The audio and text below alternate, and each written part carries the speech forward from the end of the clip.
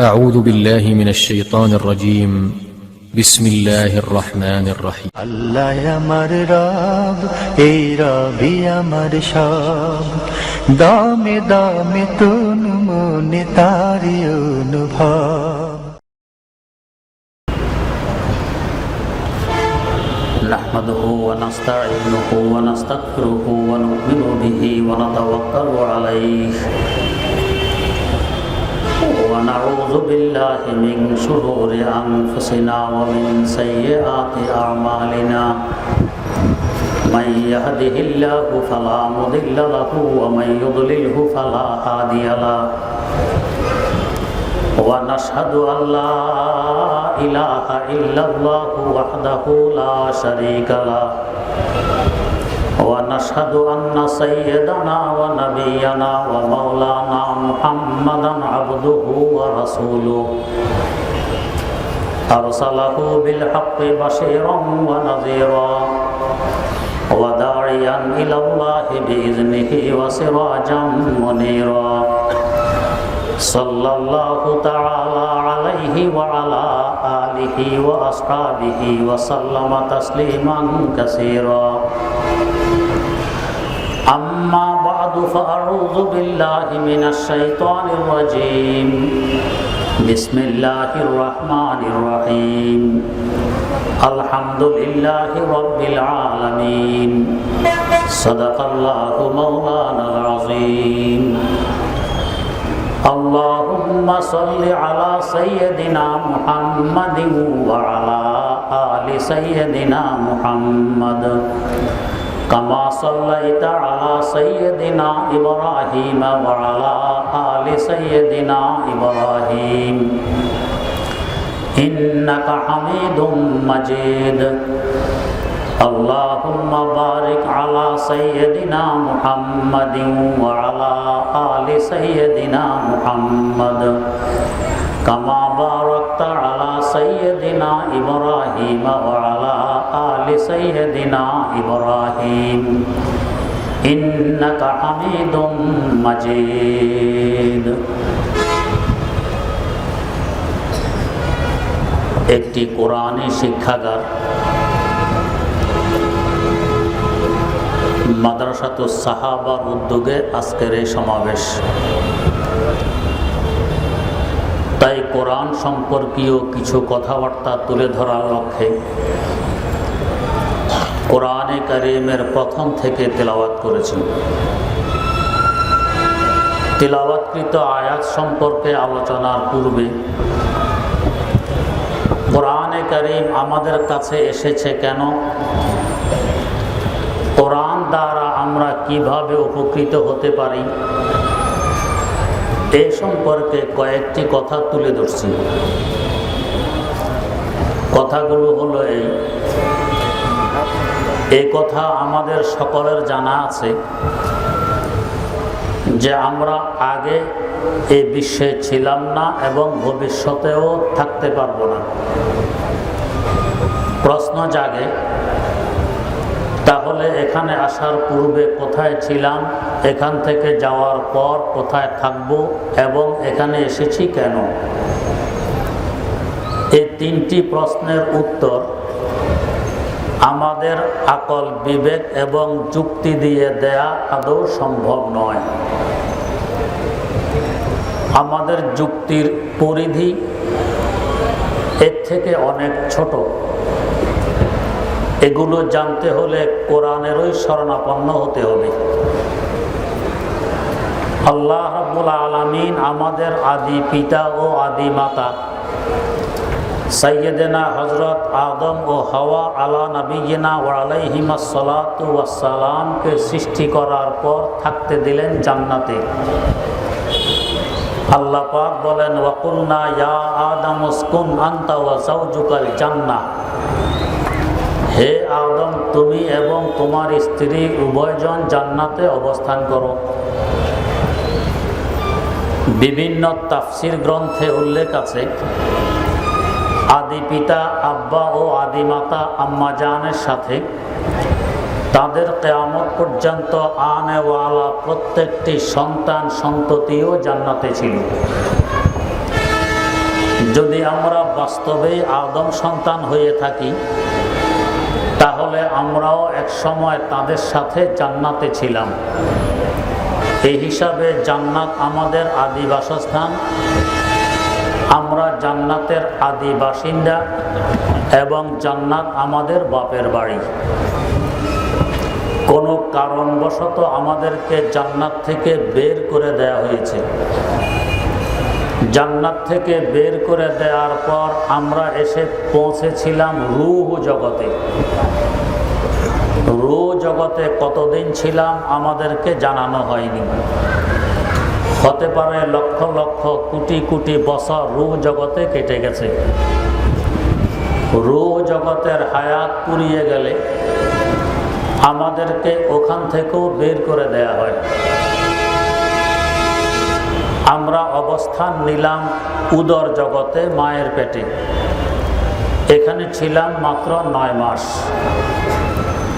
মায়ের পেটের হায়াত পুরিয়ে গেলে আমাদেরকে এখান থেকেও বের করে দেয়া হয়। আমরা পদার্পণ করলাম বিশ্ব জগতে, আকাশের পেটে, এখন যেখানে আছি। এখানের হায়াতের সমাপ্তি ঘটলে আমাদেরকে এখান থেকেও বের করে দেয়া হবে। আমরা পৌঁছব কবর জগতে। কবর জগতেও থাকতে দেয়া হবে না, সেখান থেকেও বের করে দেয়া হবে। আমরা সকলে সমবেত হব একটি বিশাল মাঠে, যাকে হাসর মাঠ বলা হয়। বেহেশত থেকে নিয়ে হাসর মাঠ পর্যন্ত সকল মানুষ এক পথের পথিক ছিল। চাই হিন্দু হোক আর বৌদ্ধ, মোমেন হোক আর মুসলিম, আস্তিক হোক আর নাস্তিক, ইহুদি হোক আর খ্রিস্টান, সকলেই এক পথের পথিক। রূহ জগৎ, উদর জগৎ, বিশ্ব জগৎ, কবর জগৎ, এই জগৎগুলো সকলকেই পাড়ি দিতে হয়েছে এবং হবে। কিন্তু হাসর মাঠে পৌঁছার পর আর একসাথে চলতে দেয়া হবে না, একসাথে থাকতেও দেয়া হবে না। হাসর মাঠে পৌঁছার পর মালিকের পক্ষ থেকে আদেশ আসবে, ওয়ামতাজুল ইয়াওমা আইয়ুহাল মুজরিমুন, ও অপরাধীরা, নিরপরাধীদের থেকে পৃথক হয়ে যাও। আর একসাথে থাকতে দেয়া হবে না, একসাথে চলতে দেয়া যাবে না।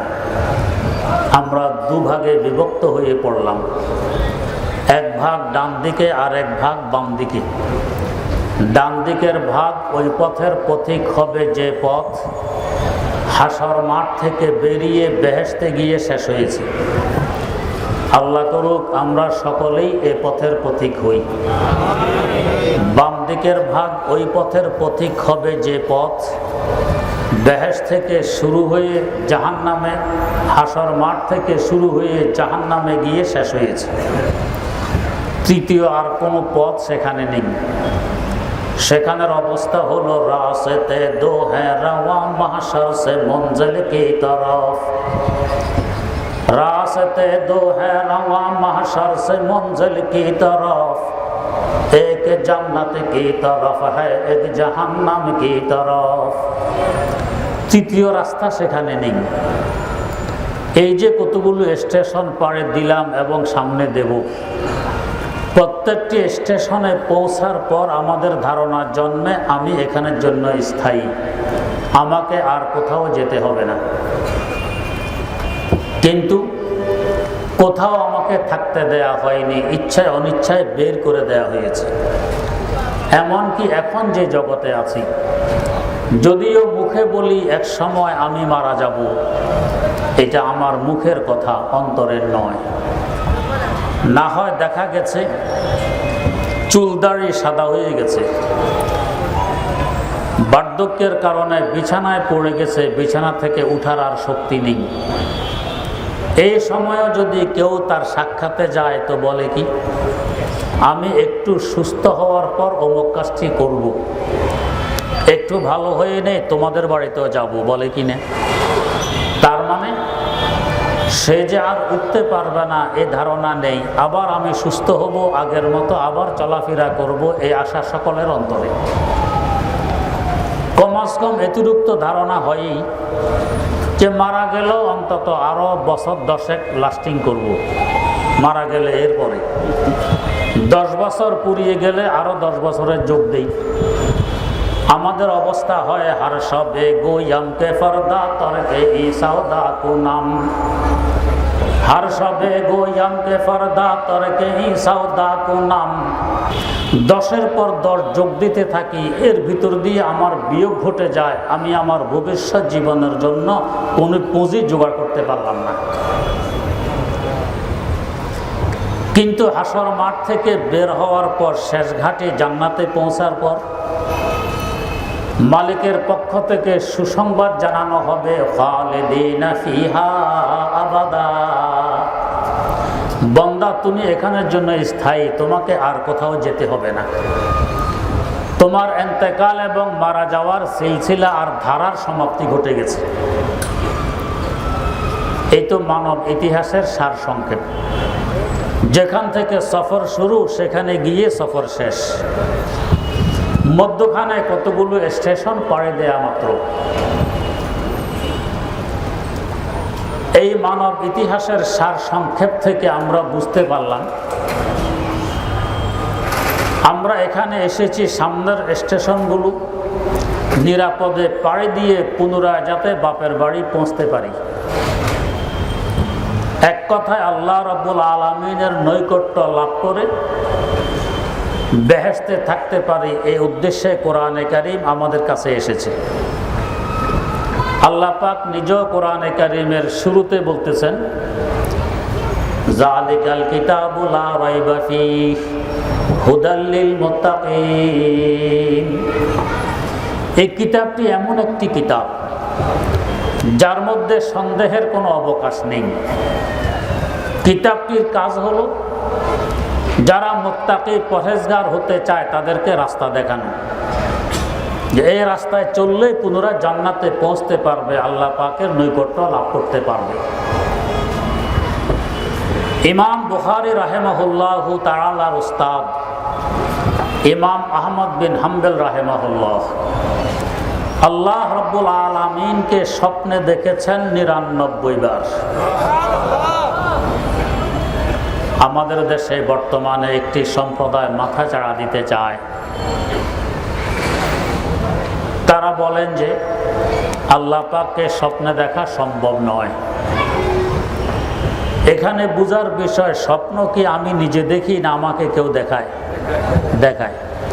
দেখান তো আল্লাহ রাব্বুল আলামিন। যদি আমি নিজে দেখতাম তাহলে বলা চলতো সম্ভব নয়। আমার আল্লাহর কাছে তো সকল অসম্ভব সম্ভব। তো তিনি চাইলে দেখাতে পারবেন না কেন? ওনাদের ধারণা আল্লাহ পাককে স্বপ্নে দেখা সম্ভব নয়, আল্লাহ পাক দেখাইলে সবই সম্ভব। 99 বার স্বপ্নে দেখার পর আফসোস করতেছিলেন। একটি অতীব প্রয়োজনীয় কথা তাকে জিজ্ঞেস করার ছিল, সুযোগ হয়নি, জিজ্ঞেস করতে পারেনি। অন্তত আর একটি বারও যদি সাক্ষাৎ হয়, ওই প্রয়োজনীয় কথাটি জিজ্ঞেস করব।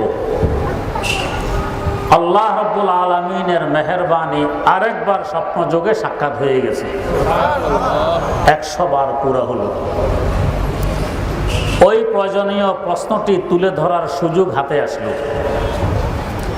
এমন সুযোগ যদি আমাদের হাতে আসে, আমরা কি জিজ্ঞেস করব? আমরা হয়তো জিজ্ঞেস করব, ও আল্লাহ, কি কাজ করলে চাকরি বাকরি, চাষাবাদ, ব্যবসা বাণিজ্যের ঝামেলা ব্যতীত রাতারাতি কোটিপতি হওয়া যায়, একটু বলে দিন।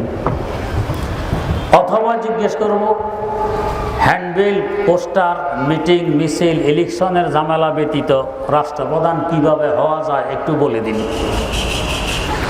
কিন্তু ইমাম এগুলো জিজ্ঞেস করলেন না, কারণ যে যা চিনে সে তা কিনে। ইমাম বোঝেন এগুলো আজ আছে তো কাল নেই। আজ আমি কোটিপতি, কাল আমি পথের ফকির। আজ আমি ক্ষমতাধর, কাল আমি ফাঁসির কাস্টে ঝুলি।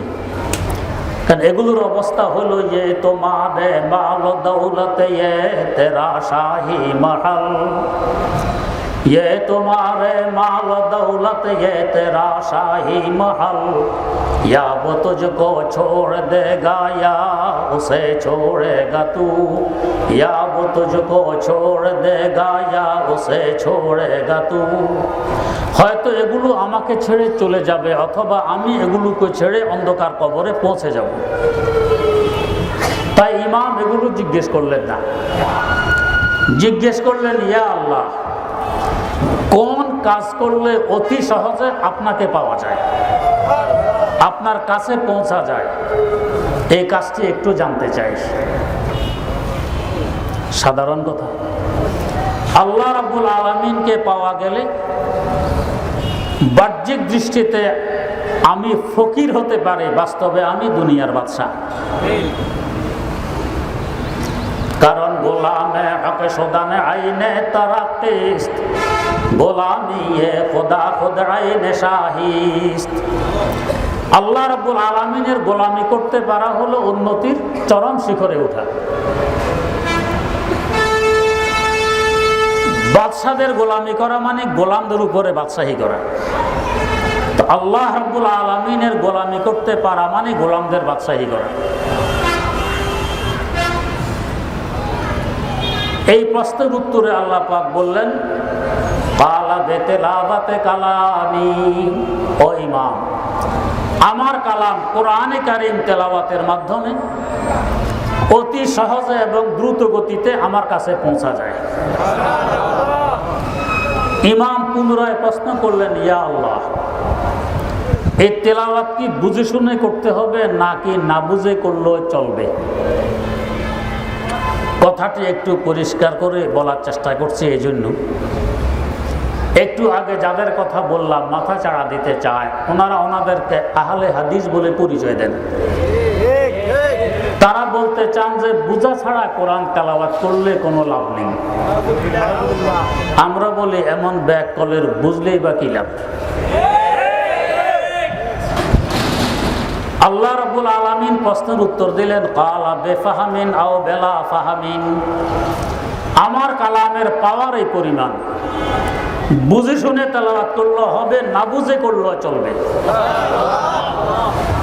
দুনিয়ার কোনো বই পুস্তকের ন্যায় নয় যে বুঝে শুনে করলে লাভ হবে, না হয় লাভ হবে না। আমার কালাম এমন নয়, যেভাবে তেলাওয়াত করো তুমি লাভবান হবে। দ্বিতীয় প্রশ্ন করে তিনি একথা প্রমাণ করে দিলেন, তিনি একজন মুজতাহিদ, একজন ইমাম, একজন ফকিহ। এমন বিচক্ষণতার পরিচয় একমাত্র মুজতাহিদ ইমামরাই দিতে পারেন। আমাদের মতো আপনার তালেবে ইলম আর ছাত্রদের পক্ষে সম্ভব নয়। আমরা যে মযহাবের অনুসারী, এই মযহাবের ইমাম ইমামুল আইম্মা ইমামে আযম আবু হানিফা রাহিমাহুল্লাহ, কেমন বিচক্ষণতা আল্লাহ পাক তাদেরকে দান করেছেন, যার কল্পনাও আমাদের মতো তালেবে ইলমদের করা সম্ভব নয়। দু একটি কথা বলছি।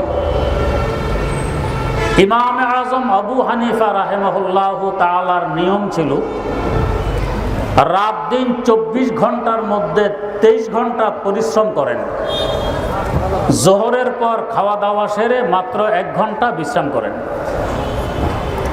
রুটিন করা ছিল, কিছু সময় পড়ার জন্য, কিছু সময় পড়ানোর জন্য, কিছু সময় সংসারের জন্য, কিছু সময় ইবাদতের জন্য, 1 ঘন্টা বিশ্রামের জন্য।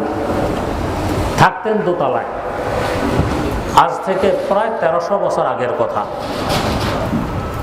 এখন যেভাবে হাইফাই সিঁড়ি কিংবা লিফট থাকে, ওই সময় এরকম ছিল না। কোন রকম দোতলায় উঠে সেখানে থাকতেন। জোহরের পর খাওয়া দাওয়া সেরে শুইলেন, 5-7 মিনিট হলো ঘুম আসছে। দেখেন যে নিচে দরওয়াজায় কে আওয়াজ করতেছে, খটখট খটখট আওয়াজ। আওয়াজে ঘুম ভেঙে গেল, নিশ্চয় কেউ সাক্ষাতে এসেছে। উঠলেন, দুয়ার খুললেন, সিঁড়ি বেয়ে নিচে নামলেন। দেখেন যে একজন মানুষ। জি ভাই, হুজুর একটি মাসালা জানার জন্য এসেছি। বলো কি মাসালা? আহা, এই মুহূর্তে ভুলে গেলাম কি জিজ্ঞেস করতে এসেছি, ভুলে গেছি। আমরা হলে কি বলতাম, বেহাঙ্গাম লেখে আনোনি কেন, 1 ঘন্টা পরে আসবে, এটা আমার আরামের সময়। কিন্তু ইমামে আজমের চেহারায় কোনো পরিবর্তন আসেনি। বললেন ঠিক আছে ভাই, মনে আসলে জিজ্ঞেস করে নিও। লোকটি চলে গেল। হুজুর সিঁড়ি বেয়ে আবার দোতলায় উঠলেন, শুয়ে পড়লেন।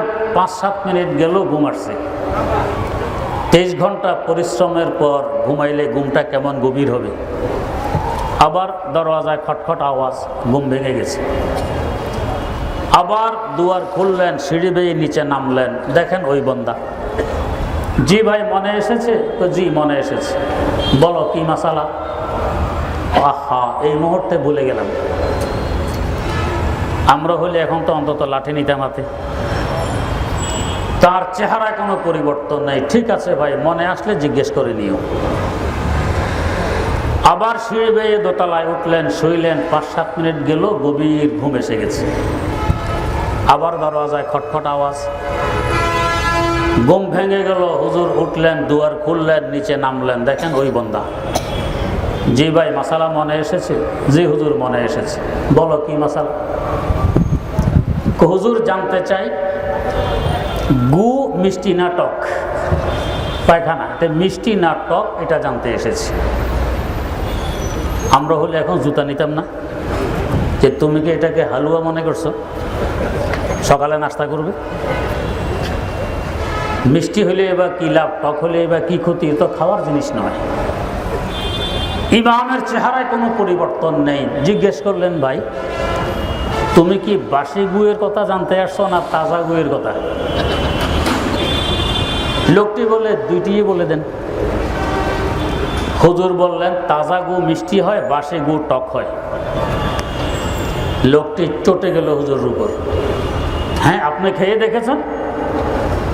বলে দিলেন তাজা গু টক, বাসি গু, তাজা গু মিষ্টি, বাসি গু টক, খেয়ে দেখেছেন? বললেই হলো। কি দলিল, কি প্রমাণ? রাগ হবে কে, রাগ হয় কে?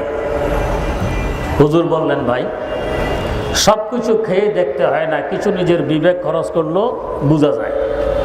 কিভাবে বুঝলেন? হযরত বললেন যে দেখো, সাধারণত মাছিকে মিষ্টি বস্তুর উপর বসতে দেখা যায়, টক বস্তুর উপরে মাছি বসে না। তাজা পায়খানায় মাছি বসতে দেখা যায়, বাসি পায়খানায় মাছি বসতে দেখা যায় না।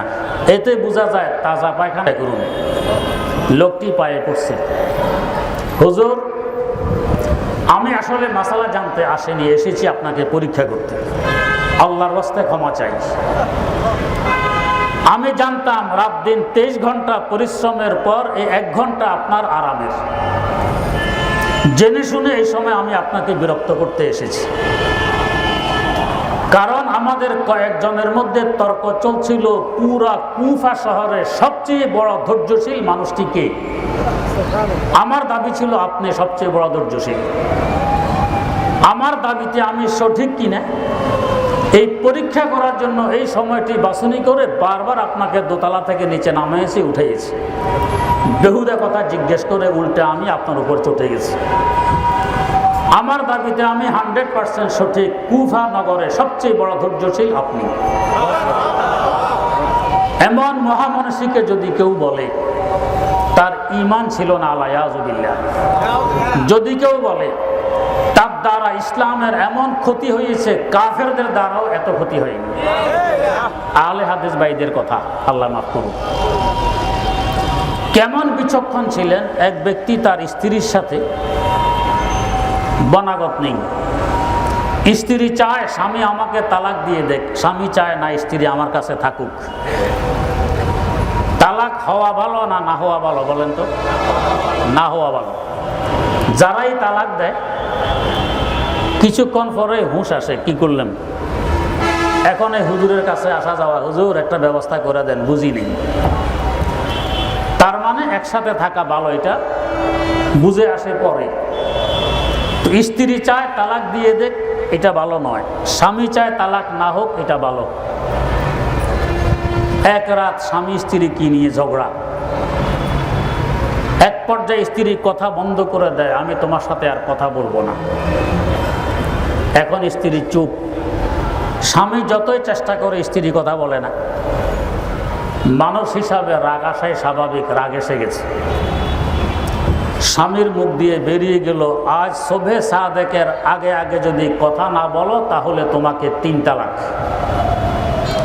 স্ত্রী তো মনে মনে খুশি, পাইছি, আমি তো চাই তালাক হোক, ও তালাক দেয় না, বস আর কথা বলবো না, শোভে সাদেক পর্যন্ত অপেক্ষা করলেই তো তালাক হয়ে যাবে, আমি বাঁচলাম। স্বামী এ কথা বলে সর্বনাশ করলামটা কি? স্ত্রী তো এটাই চায়। এখন বিভিন্ন হুজুরদের দুয়ারে দুয়ারে ঘুরা, হুজুর কি করা যায়? স্ত্রী তো আর কথা বলে না। কথা না বললে তালাক হয়ে যাবে, চেষ্টা করো কথা নেই বলানো যায়। কিন্তু স্ত্রী মুখে তালা দিয়ে রেখেছে, সে আর কথা বলবেই না। শেষমেশ ইমাম আজম আবু হানিফা রাহিমাহুল্লাহু তাআলার শরণাপন্ন হইল। ইমাম সাহেব আসল বিষয় শুনে বললেন, তুমি আরামে গিয়ে ঘুমাও, তালাক হবে না। লোকটি এসে গেছে, ঘুমিয়ে পড়ছে, ইমামের কথার উপরে আস্থা আছে। হুজুর মহল্লার মুয়াজ্জিনকে ডেকে বললেন, মুয়াজ্জিন সাহেব, আজকে একটু কষ্ট করে শোভে সাদেকের ঘণ্টাখানেক আগে একটা আজান দিয়ে দিবেন, শোভে সাদেকের পরে আবার দিবেন। হুজুর কি জন্য? ওইটা এখন বলা যাবে না, পরে বলবো। হুজুরের কথা। স্ত্রী তো গাঁটটি বাঁধতেছে, স্বামী তো ঘুমায়। শোভে সাদেক হলেই স্ত্রী বিদায় নিবে, গাঁটটি বাঁধতেছে। শোভে সাদেকের 1 ঘন্টা আগে মুয়াজ্জিনের আজান। স্ত্রী তো আর জানে না যে 1 ঘন্টা আগে দিতেছে। গাঁটটি গোট্টা নিয়ে স্বামীকে জাগায়, এই জাগেন, সালাম, আমি যাচ্ছি, আমি যাচ্ছি। স্বামী তো ঘুম থেকে উঠে দেখে আজানের আওয়াজ শোনা যায়, হায় হায় হায়, ইমাম আমাকে করলেনটা কি? তালাক তো হয়ে গেল। দৌড়িয়ে আসছে ইমাম সাহেবের কাছে, হুজুর তালাক তো হয়ে গেছে। না, তালাক হয়নি। না হুজুর, সে শোভে সাদেকের আগে কথা বলেনি। যখন কথা বলেছে তখন আজান হচ্ছিল, আমি নিজ কানে শুনেছি আজান। হুজুর বললেন, মুয়াজ্জিন সাহেবকে একটু ডাক দাও। মুয়াজ্জিন সাহেবকে ডাকা হইল। জিজ্ঞেস করলেন, মুয়াজ্জিন সাহেব আজান দিয়েছেন কখন? হুজুর শোভে সাদেকের 1 ঘন্টা আগে। স্ত্রী তো মাথায় হাত, হায় হায় হায়, সুযোগ পেয়ে তো হারিয়ে ফেললাম, কথা তো বলা হয়ে গেছে শোভে সাদেকের আগে, তালাক তো আর হয়নি। এমন বিচক্ষণতা আল্লাহ রাব্বুল আলামিন ইমামকে দান করেছেন। এরা এমনি তো অনুসরণীয় হয়নি। যাই হোক, তো ইমাম আহমদ বিন হাম্বল, এরা ইমাম, এরা মুজতাহিদ, এরা ফকিহ। জিজ্ঞেস করলেন, আল্লাহ জেনে শুনে তেলাওয়াত করতে হবে নাকি না জেনে করলেও চলবে? আল্লাহ পাক জানাই দিলেন, বুঝে শুনে তেলাওয়াত করলেও হবে, না বুঝে করলেও চলবে। এই কোরআনে কারীম আমাদের কাছে এসেছে আমাদেরকে সহজে আবার আল্লাহর কাছে নিয়ে বাপের বাড়ি জান্নাতে পৌঁছানোর জন্য। এবার আসি প্রথম আয়াত নিয়ে কিছু সংক্ষেপে কথা শুনি। কোরআনে কারীমের প্রথম আয়াত বিসমিল্লাহির রহমানির রহিম। এক রওয়ায়াত অনুযায়ী ইকরা বিসমি রাব্বিক নাজিল হওয়ার আগে বিসমিল্লাহির রহমানির রহিম নাজিল হয়েছে। এখনো কোরআন যেভাবে আমাদের সামনে সাজানো আছে, কোরআন শুরুই হয় বিসমিল্লাহির রহমানির রহিম দিয়ে। আর বিসমিল্লাহ শুরু হয় বা দিয়ে, বা সিন জের বিস। তাফসিরে রুহুল মাআনি, তাফসিরে রুহুল বয়ান সহ বিভিন্ন তাফসির গ্রন্থে এখানে একটি প্রশ্ন উল্লেখ আছে যে আরবি বর্ণমালার প্রথম বর্ণ হলো আলিফ, দ্বিতীয় বর্ণ হলো বা। আল্লাহ পাক যদি প্রথম বর্ণ দিয়ে কালাম শুরু করতেন তো শুরুয়ে মিল থাকতো। আলিফ বর্ণের শুরু, কালামও শুরু হলো আলিফ দিয়ে। কিন্তু আল্লাহ পাক তা না করে প্রথম বর্ণ আলিফকে বাদ দিয়ে দ্বিতীয় বর্ণ বা দিয়ে শুরু করার রহস্য কি? বিভিন্ন তাফসির গ্রন্থের 10টি রহস্যের কথা উল্লেখ আছে। 1 নম্বর রহস্য, আমরা যেমন আল্লাহর সৃষ্টি মাখলুক, এই অক্ষরগুলোও আল্লাহর সৃষ্টি মাখলুক। আল্লাহ পাক বা নামে অক্ষরকে সৃষ্টি করার পর জিজ্ঞেস করলেন, ও বা, তোকে আমি নোক্তা দেব, বিন্দু, কয়টি নিবি? জানতে চাইলেন। আমাদের কাছে যদি এভাবে জানতে চান যে কয়টি নিবি, কি বলবো? সংখ্যার শেষ সংখ্যা যেটা, গণনার শেষ সংখ্যা যেটা, বলবো যে আল্লাহ এতগুলো চাই। কারণ আমরা তো কমের দিকে যাইতে জানি না, আমাদের শুধু বেশি চাই। প্রয়োজন হলেও বেশি, না হলেও বেশি। বেশির কথায় কথা মনে পড়ে হাকিমুল উম্মত মুজাদ্দিদুল মিল্লাত হযরত শাহ আশরাফ আলী থানভী রহমতুল্লাহ আলাইহি আল ইফকার মধ্যে উল্লেখ করেছেন, এক যুবক বিয়ে করে বউ নিয়ে এসেছে বাড়ি। বিয়ের উপযোগী যুবক, বয়স কমাস কম 20-25 তো হবে। এত বয়সের পরেও একটি বদভ্যাস ছাড়তে পারেনি। কি বদভ্যাস? রাত্রে শুইলে বিছানায় প্রস্রাব করে। স্ত্রী বেচারি দেখে স্বামী বিছানায় প্রস্রাব করে, মানুষও বলা বলি করে, বেচারা লজ্জা পায়। অমুকের স্বামী বিছানায় মুতে, কিন্তু নতুন স্ত্রী শরমে বরমে কিছু বলে টলে না।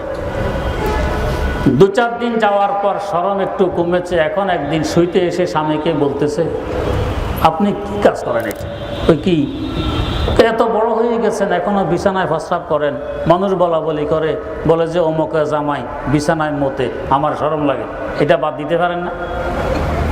স্বামী বলে, আমার কোনো দোষ নেই। তো মতেন আপনি, আপনার দোষ নেই, দোষ কি আমার? কয় না, তোমারও দোষ নেই। তো আপনারও দোষ নেই, আমারও দোষ নেই, কার দোষ? কে প্রস্রাব করে? স্বামী বলে, দেখো ঘুমন্ত অবস্থায় আমি দেখি আমার প্রস্রাবের প্রয়োজন। এই সময় একজন বুড়ো মুরব্বী হারিকেন নিয়ে আমার কাছে আসেন, এসে বলেন যে চলো তোমাকে প্রস্রাবখানায় নিয়ে প্রস্রাব করায় আনি। আগের যুগে প্রস্রাব পায়খানার প্রয়োজন পড়লে বাড়ির বাইরে যেতে হতো। এখন তো জমানা উল্টে গেছে, এখন প্রস্রাব পায়খানা দরকার হলে বাড়ির ভিতরে ঢোকে। দৌড় মারছে ঘরের দিকে, কই যাও? ঘরে। কি জন্য? পায়খানা করতে। পায়খানা করতে ঘরে যাও? কই জি। কি উল্টা উল্টিছে জমানা। আগে দৌড় দিত বাইরে, এখন দৌড় দে ঘরের দিকে, বাইরে থেকে। আগে বলতো বাতির নিচে অন্ধকার, এখন দেখবেন উপরে অন্ধকার, নিচে আলো। অন্ধকারের নাম নিশানাও নেই, উল্টে গেছে জমা। তো মুরব্বী আমাকে হারিকেন নিয়ে প্রস্রাবখানায় নিয়ে যান। আমি প্রস্রাবখানায় বসে ঠিকঠাক প্রস্রাব করি। প্রস্রাব করা শেষ হলে যখন দাঁড়াই, পিছনের দিকে তাকাই, দেখি হারিকেনও নেই, মুরব্বীও নেই। বিছানাপত্র ভিজে সারখার হয়ে যায়। আমার দোষ নেই, দোষ এই বুড়া মুরব্বীর। স্ত্রী তো চিনে ফেলেছে মুরব্বীকে, বড় মিয়া। স্ত্রী বলছে, আরে এরা চাইলে কিছু পয়সা করে দিতে পারে, সামনে কখনো সাক্ষাৎ হলে আপনি কিছু পয়সা করে চাবেন, আমরা গরিব মানুষ, উপকার হবে। আচ্ছা ঠিক আছে। স্বামী স্ত্রী পয়সা করে আলোচনা করে ঘুমিয়ে পড়ছে। স্বামীর প্রস্রাবের প্রয়োজন, ঘুমন্ত অবস্থায় বুড়ো মুরব্বী হাজির হারিকেন নিয়ে, চলো প্রস্রাব করাই আনি। চলতে চলতে স্বামী বলছে, মুরব্বী আমার স্ত্রী বলেছে আপনি চাইলে কিছু পয়সা করে ব্যবস্থা করতে পারেন, আমরা গরিব মানুষ, যদি মেহেরবানি করে কিছু পয়সা করে ব্যবস্থা করতেন বড় উপকৃত হতাম। মুরব্বী বলে, আরে এতদিন বলনি কেন? কত পয়সার দরকার? চলো। আজকে স্বামীকে প্রস্রাবখানায় না নিয়ে গেছে টাকার গোডাউনে। ওই যুগ ছিল কাঁচা টাকার যুগ, কাগজের টাকা ছিল না, স্বর্ণ মুদ্রা, রৌপ্য মুদ্রা। যুবক গিয়ে দেখে গোডাউন ভর্তি টাকা টাকা। মুরব্বী 2.5 মণি একটি বস্তা হাতে তুলে দিয়ে বলছে, নাও, কত নিতে মনে চায় নিয়ে যাও। এই যুবক বেচারা বস্তা বোঝাই করছে স্বর্ণ মুদ্রা, রৌপ্য মুদ্রা দিয়ে, মুখ বাঁধছে। এখন বস্তা নিয়ে টানাটানি, বস্তা তো নড়েও না, কারণ 2.5 মণি বস্তা তো ধানের হিসাবে, সোনার উপর ওজন তো অনেক বেশি। এখন তো অন্তত 15-20 মণ হয়ে গেছে, এটা নড়বে কিভাবে? মুরব্বী তো হারিকেন নিয়ে তামাশা দেখতেছে, যুবক কি করতেছে। যুবক দেখলো আমি তো অপারগ, বস্তা তো নিতে পারতেছি না, কি করা যায়?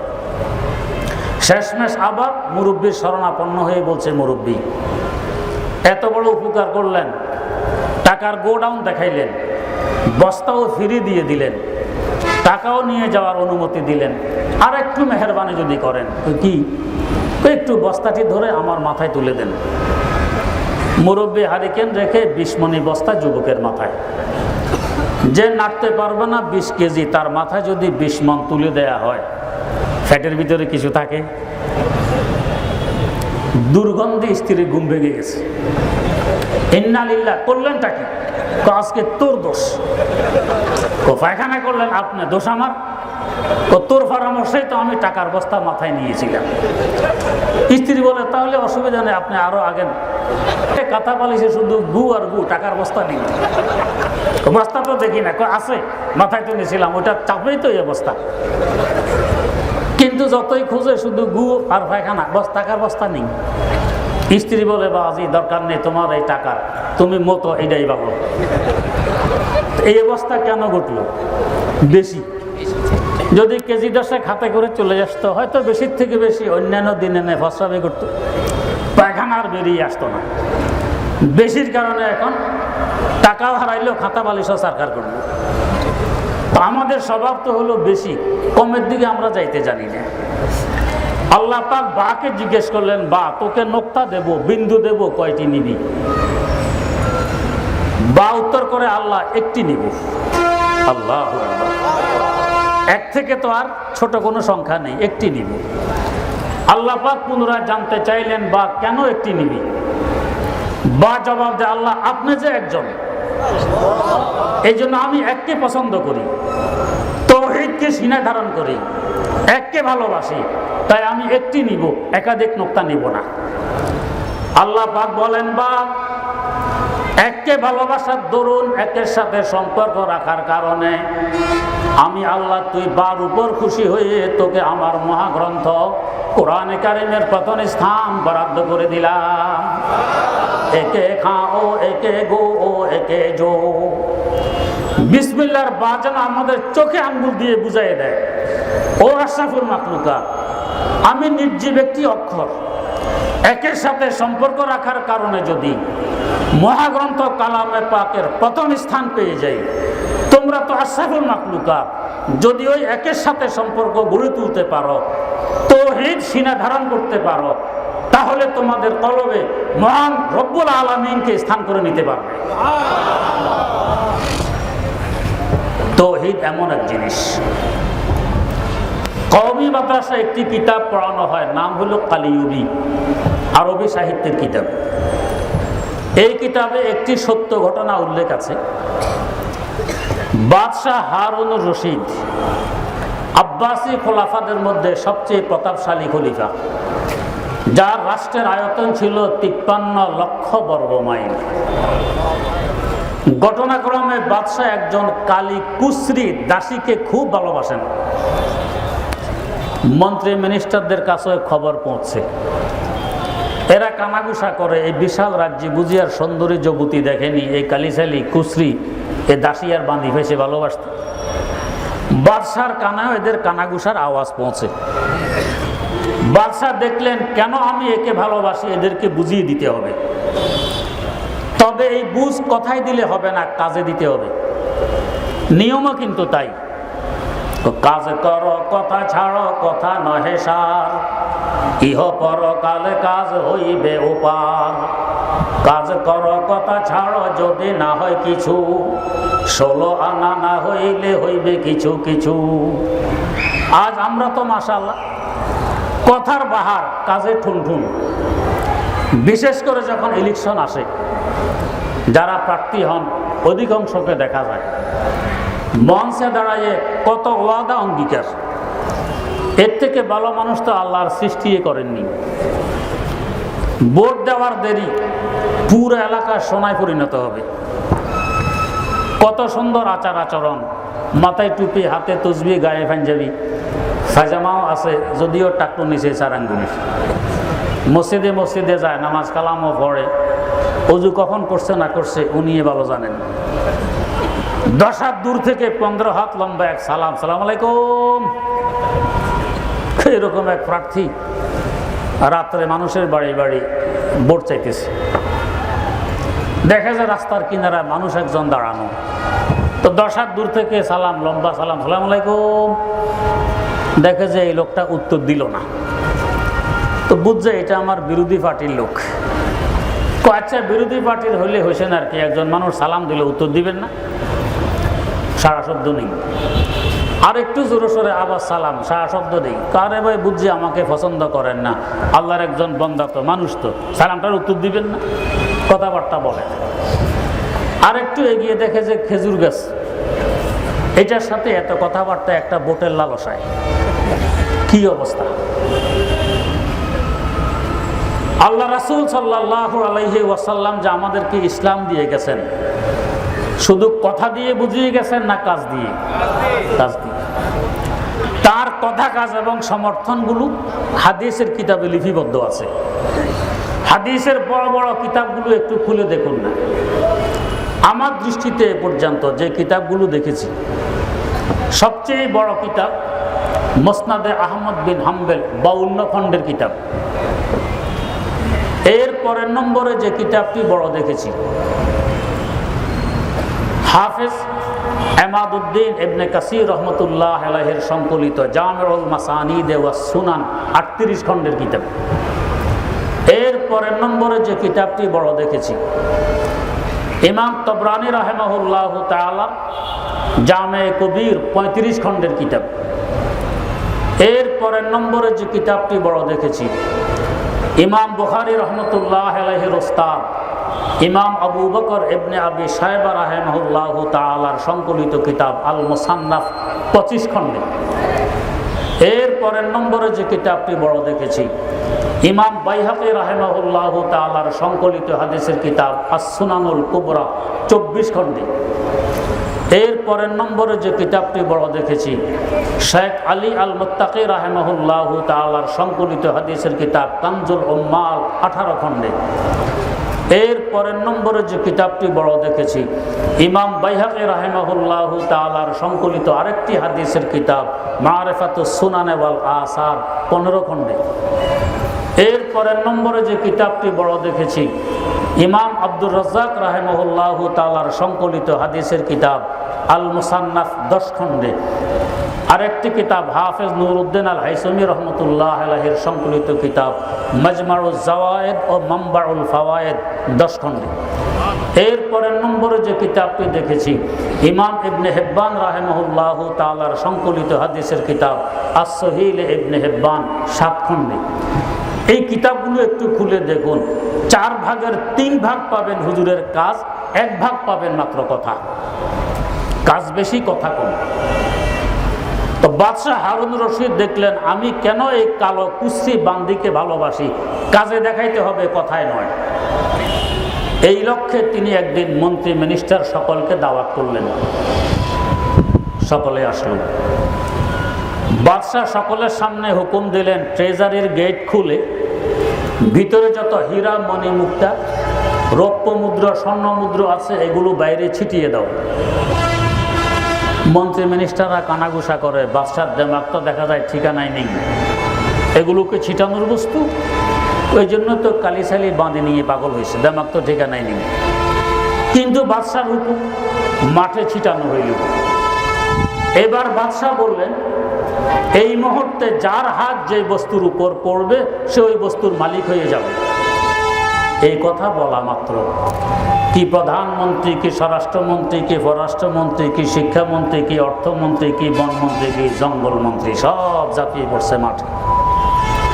মুহূর্তের মধ্যে ময়দান সাফ, বস্তা বোঝাই। কালো বাঁধিটিও সে মজলিসে আছে। সে বাদশার পার্শ্বে দাঁড়াইয়ে বাদশার কাঁধে একখানা হাত রেখে মন্ত্রী মিনিস্টারদের তামাশা দেখতেছে। মন্ত্রী মিনিস্টাররা মনে মুক্তা কুড়ায় আর বলা বলি করে, এতদিন তো জানতাম রং নেই, রূপ নেই, ডক নেই, সিঁড়ি নেই, আজকে তো দেখতেছি বুঝবুদ্ধিও নেই। এমন সুবর্ণ সুযোগ কি আর কখনো হাতে আসবে? মনে মুক্তা কুড়িয়ে মুহূর্তের মধ্যে কোটিপতি হতে পারে, সে দাঁড়ায় দাঁড়ায় তামাশা দেখতেছে, আর একে নিয়ে বাদশা পাগল। মনে মুক্তা কুড়ানো শেষ। বাদশাহ বললেন, সকলেই পুনরায় নিজ নিজ আসন গ্রহণ করুন। মন্ত্রী মিনিস্টার আবার নিজ নিজ আসন গ্রহণ করলেন। সকলের সামনে বাদশাহ এবার কালো বাঁধিকে লক্ষ্য করে জিজ্ঞেস করতেছেন, ও বাঁধি, এমন সুযোগ কি আর কখনো হাতে আসবে? বাঁধি উত্তর করে, না আসার সম্ভাবনাই তো বেশি। তাহলে সুযোগ কেন হারিয়ে ফেললি, মণিমুক্তা কেন কুড়াইলি না? বাঁধি জবাব দেয়, বাদশাহ একটু পূর্বে যে আপনি বলেছিলেন এই মুহূর্তে যার হাত যেই বস্তুর উপর পড়বে সে ওই বস্তুর মালিক হয়ে যাবে, আপনি কি আপনার এই কথার উপর এখনো অটল আছেন? আগের যুগে রাজা বাদশারা যা বলতো তার উপর অটল থাকতো। এমন হতো না যে রাতারাতি সংসদ ডেকে আবার আইন পরিবর্তন করতো, এমন হইতো না। আমি যখন ক্লাস 4-এ পড়ি একটি কবিতা পড়েছিলাম, গহবচন্দ্র রাজা বলে গবচন্দ্রে ডেকে, আইন জারি করে দিও রাজ্যতে আজ থেকে, কানতে কেহ পারবে না কো যতই মরুক শোকে, হাসবে আমার যতে প্রজা হাসবে তত লোকে। প্রধানমন্ত্রীকে ডেকে আইন শুনাই দিলেন, কাঁদা নিষেধ, হাসতে হবে, জোরপূর্বক হাসির রাজ্য বানাবে, যে কেউ কাঁদবে তাকে শুলিতে চড়তে হবে। মঞ্চে আইন করে দিলেন, এখন আর কেউ কাঁদে না, সবাই হাসে। তখনকার সময়ে নিয়ম ছিল ওই রাজার শুলিতে দৈনিক একজন অপরাধীকে না চড়ানো হলে শুলি নষ্ট হয়ে যেত। অপরাধী নেই, শুলি নষ্ট হতে চলছে। মন্ত্রী এসে বলছে, রাজা মশাই কেউ তো কাঁদে না, সবাই হাসে, অপরাধী নেই, শুলি নষ্ট হতে চলছে, শুলি রক্ষা করার কি বুদ্ধি? রাজা বলেন, বলো কি? বলো কি কেউ কাঁদে না? আরে সুবহানাল্লাহ, আপনার আইনের যে তেজ, কাঁদা তো ভুলেই গেছে, ভুলে কাঁদবে কোত্থেকে? এখন তো অবস্থা হলো পাঠশালাতে ছাত্র দল বেত্র খেয়ে হাসে, রোগ বিছানায় শুয়ে রোগী হাসছে অনায়াসে, সবাই হাসে। রাজা বললেন, ডাকো লোকজনকে দেখি কাঁদা আবার ভুলে কিভাবে। লোকজনকে ডাকা হইল।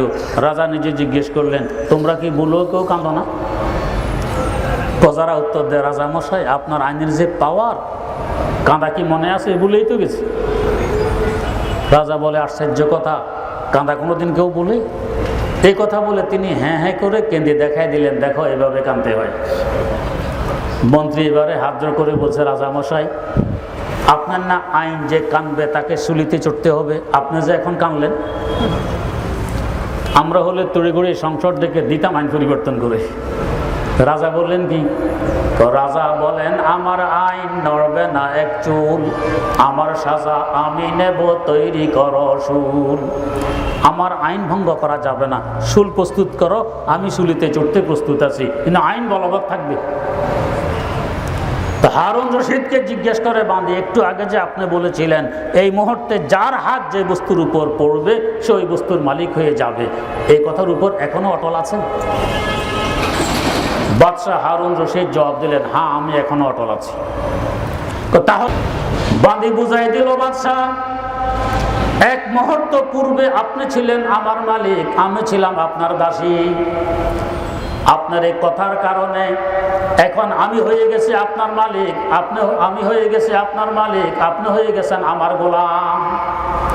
ও বাদশাহ, যার গোলামের পদতলে 53 লক্ষ বর্গ মাইল ব্যাপী একটি বিশাল রাজ্য, যার গোলামের অধীনে এই মন্ত্রী মিনিস্টার, এদের হাতে যদিও মণিমুক্তা, হীরা, রৌপ্য মুদ্রা, স্বর্ণ মুদ্রার বস্তা, এদের মালিক যেহেতু আপনি, এই সব কিছুর মালিক এখন আপনি, আর আমি যখন আপনার মালিক, এই সব কিছুর মালিক এখন আমি।